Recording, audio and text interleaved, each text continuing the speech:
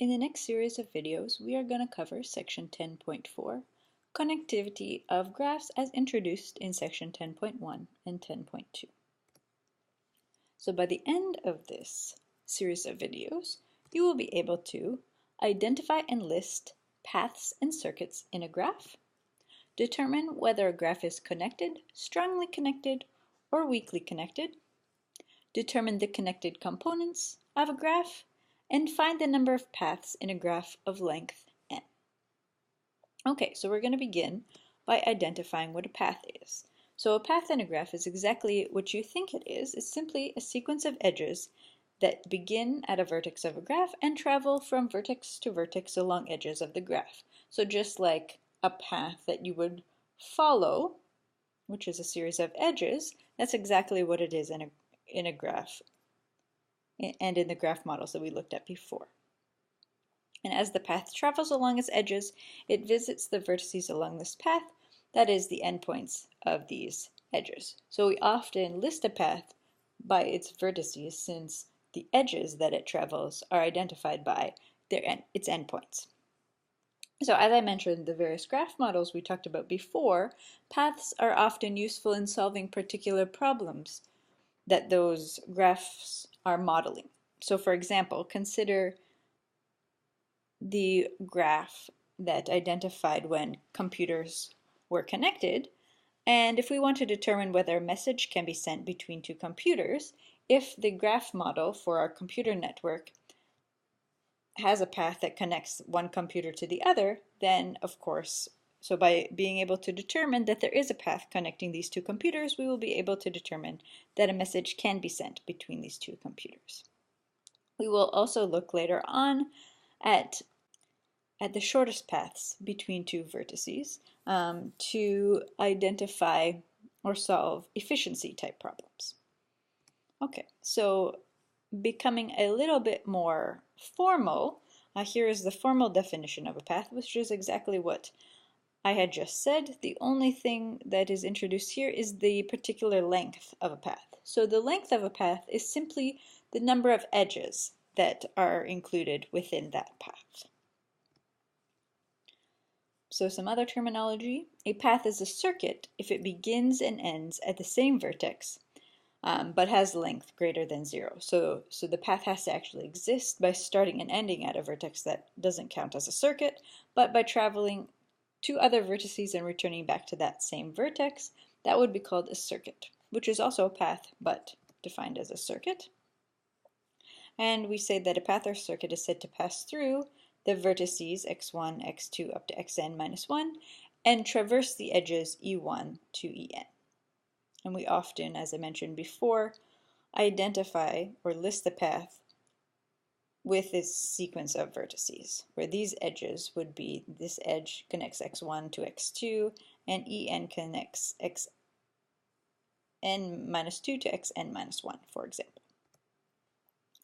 We also say that a path or circuit is simple if it does not contain the same edge more than once. So similarly, we cannot have a vertex repeated when we're listing our path or circuit unless it's the endpoint of the circuit. Okay, so let's look at some examples. So let's look at this simple graph here. We call it simple because it contains no loops or no multiple edges, right? And it's an undirected graph because there's no direction or arrows on those edges. Okay, so notice that ADCFE is a simple path of length 4 within this graph.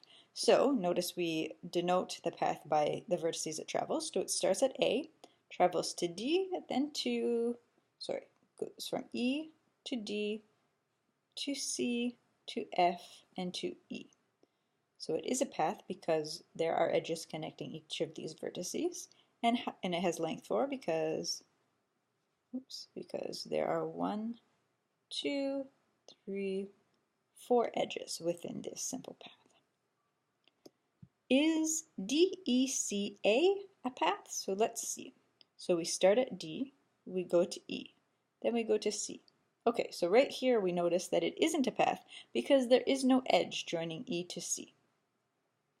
Also notice that if there were an edge here, The other problem is there's no edge joining C to A. So this is not a path for two reasons. There's no edge joining E to C, and there's no edge joining C to A. Also notice that BCFEB is a circuit of length 4. So let's see.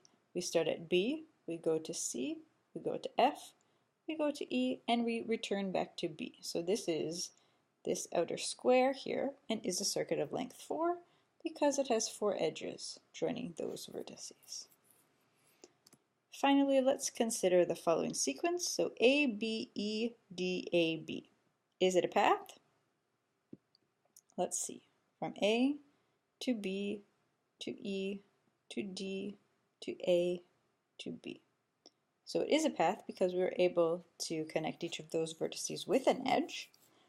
However, it's not a simple path, notice, because this vertex is repeated twice within this path, but it's not both endpoints. So this isn't a circuit, notice, because it doesn't start and end at the same vertex.